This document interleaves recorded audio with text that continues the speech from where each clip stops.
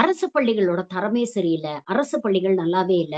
Building ரொம்ப மோசமா இருக்கு. கல்வி தரம் ரொம்ப மோசமா இருக்கு. அப்படின்னு தொடர்ந்து அரசு அதிகாரத்தில் இருக்கக்கூடிய அமைச்சர்கள் இத பேசுறாங்க. ஆனா எனக்கு நல்லா ஞாபகம் இருக்கு. திமுக ஆட்சி காலத்துல அன்பில் மகேஷ் அவர்கள் எல்லா மேடையிலயும் சொல்றது, அரசு பள்ளிகள் வறுமையின் அடையாளம் இல்ல, அது பெருமையின் அடையாளம் அப்படின்னு தொடர்ந்து அவர் பேசியிருக்கிறாரு. பிள்ளைங்கள தட்டி குடுத்து என்கரேஜ் பண்ணியிருக்கிறாரு. அதனுடைய விளைவு ரீசென்ட்டா நேத்து ஒன்றிய அரசு தரப்புல இருந்து வெளியிட்டிருக்கக்கூடிய தரவுகள்ல பார்த்தீங்கன்னா, கட்டமைப்பு ரீதியில் தமிழ்நாடுடைய பள்ளிக் கல்வி துறையுடைய கட்டமைப்பு தான் இந்திய அளவிலேயே வந்து முதல் தரமாக இருக்கிறது, முதல் மாநிலமாக இருக்கிறது.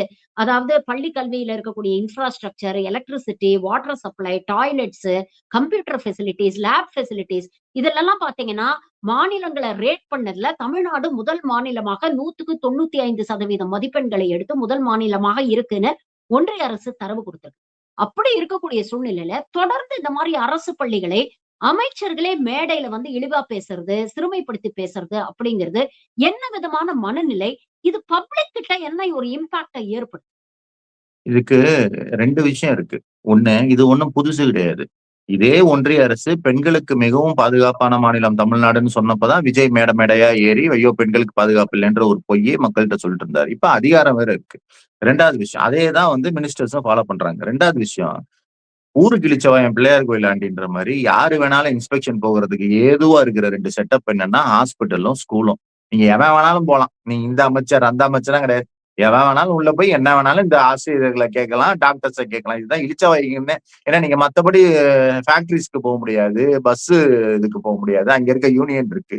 பிரச்சனை வரும், சண்டை வரும். இங்கன்னா என்ன வேணாலும் போலாம். இங்க இளிச்சவாயர்கள் மாணவர்கள் இருக்காங்க. இங்கேயுமே போய் பாருங்க, டீச்சர்ஸ் மேல கை வைக்க மாட்டாங்க. மாணவர்கள் தான் இளிச்சவாயர்கள். அவங்கள கூப்பிட்டு என்னத்தையாவது கேட்க வேண்டியது. அங்க ஹாஸ்பிட்டல் போனா பேஷண்ட்ஸ வச்சுக்கிட்டு டாக்டர்ஸ் இப்படி பண்ணுங்க, அப்படி பண்ணுங்கன்னு சொல்ல. இது வந்து ரொம்ப ஈஸி. அவர்களுக்கு ரீல்ஸ் எடுக்கணும்ல. ரீல்ஸுக்கான கண்டென்ட் தேத்துகிற 2 இடங்களாக இருக்கிறது. அதே போல பாசிட்டிவ் ரீல்ஸுகளுக்கு எப்பயுமே கிடையாது. நீங்க பாருங்க, ப்ளூ சட்டைக்கு தான் ஏன் இவ்வளவு வியூ வருது? எதுலயுமே நீங்க சோசியல் மீடியால நெகட்டிவா பேசுறதுக்கு தான் வியூ அதிகமா வரும், இது அதிகமா வரும். இவங்க எல்லாமே வியூ பைத்தியங்க. வியூ பைத்தியங்க, ரீல்ஸ் பைத்தியங்க, லைக் பைத்தியங்க. அது எல்லாம் சேர்ந்துதான் ஒரு ஆட்சி அமைச்சிருக்குதுங்க. அப்ப இதுங்களுக்கு எல்லாம் நெகட்டிவா சொல்ல வேண்டியது இப்படி ஒண்ணு இருக்குது.